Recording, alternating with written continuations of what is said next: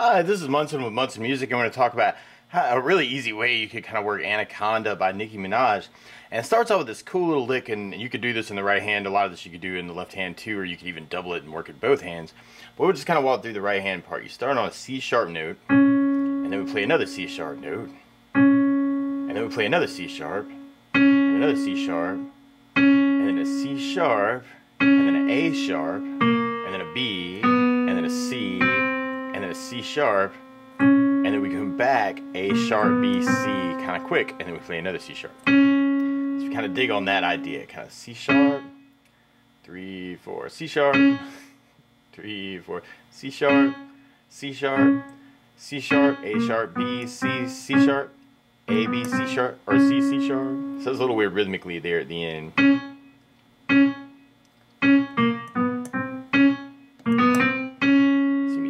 On that idea, and you could even back that lick up with a C sharp at the left hand if you wanted to, even just kind of make that a really big C sharp note. C sharp, C sharp. So kind of working just C sharp notes for the bass could be kind of a cool idea. Or it's kind of implying a C sharp minor chord. And normally you do the C sharp, E, and G sharp. And I'm kind of taking that chord in the right hand, and then you can back it up with the left hand actually on the C sharp note to kind of back it up, kind of chord bass idea. And there's lots of different comp patterns that could work actually through that part. You could even just kind of do it together, right, right, right, kind of an idea to kind of mark the 4. 1, 2, 3, 4, together, right, right, right. Or you could double time if you get excited, kind of in the right hand. Just little comp patterns, you know, that you could kind of play around with. Lots of other places to play that chord too randomly. You could work it other inversions: E, G sharp, C sharp, G sharp, C sharp, E. You know, you can kind of take those 3 notes and find them anywhere on the piano, and that would work for that chord. Now, there's lots of other ways to comp this though, or play accompaniment patterns for this. One of my favorite accompaniment patterns is together, right, left, right, right. If you kind of dig on that too. Together, right, left, right, right, together, right, left, right, right. So you kind of dig on that too. Or even kind of funking it up a little bit, kind of a left, left, right, left, right, left, right, left, right. Could be kind of cool at a fast tempo.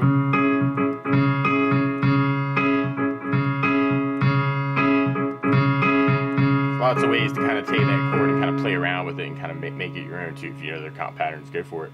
And we'll basically be repeating that. Well, we got our intro lick.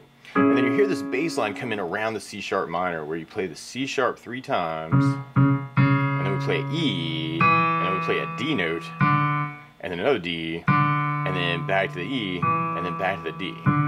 So you kind of have that C sharp, C sharp, C sharp, E, D, D, E, D, which you could do in either hand or both hands.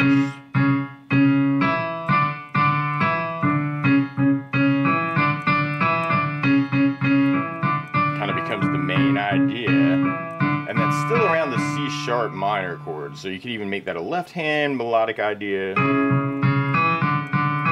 you could make it a right hand melodic idea.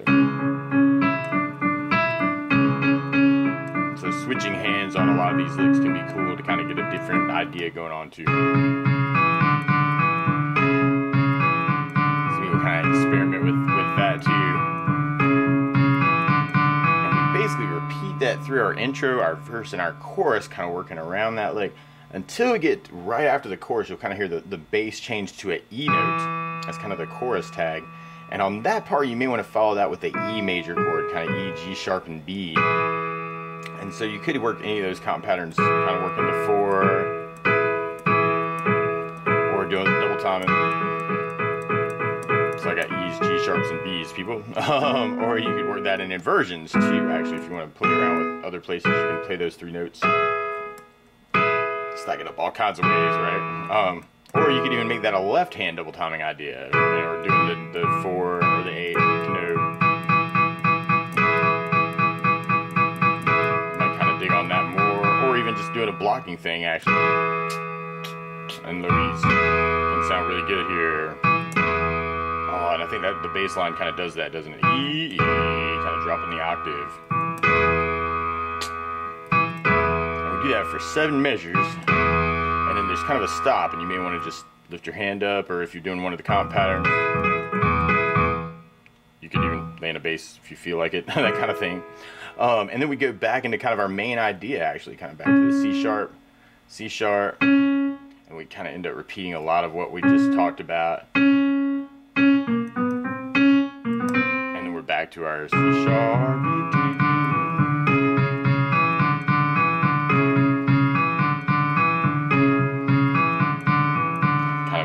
Cool way to kind of work it. Now there's lots of other ways to kind of approach this too, and actually kind of work in the melody and all kinds of different things. Both of these chords, actually, the C sharp minor and the E major chord, come out of a E major scale though. Kind of your E, F sharp, G sharp, A, B, C sharp, D sharp, E is your do, re, mi, fa, sol, la, ti, do, or 1, 2, 3, 4, 5, 6, 7, 1. So you could even play around with just that bass idea, kind of the C sharp idea,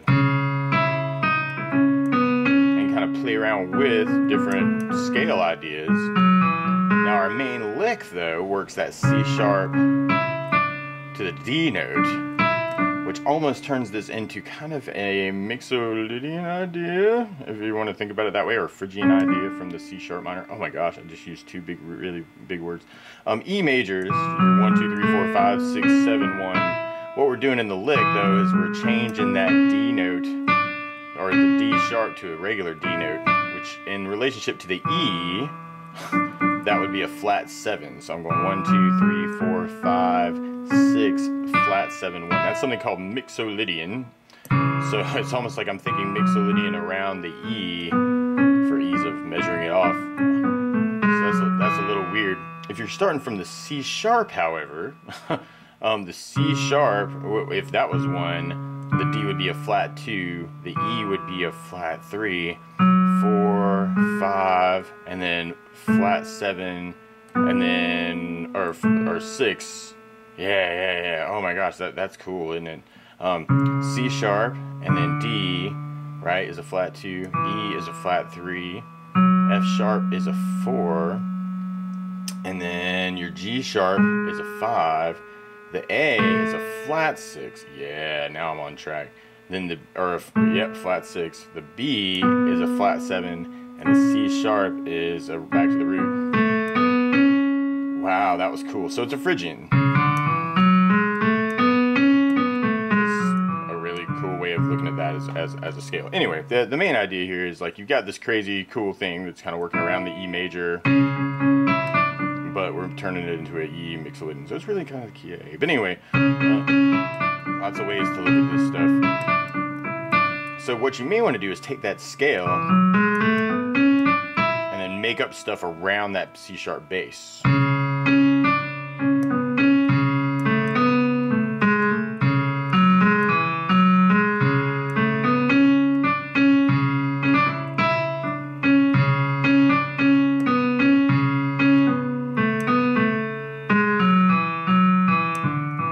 Kind of an idea. Or randomly, I guess you could even throw in that A sharp because it's in the lick. Right? So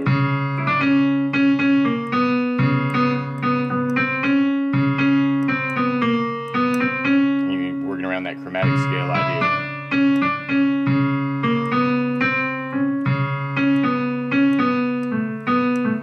So it's almost a freeform idea. I've got a bass note. This is like Improv 101.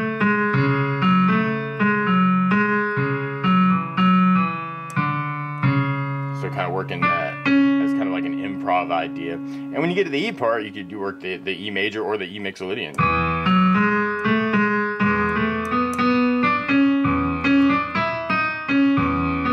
Or mixing them up.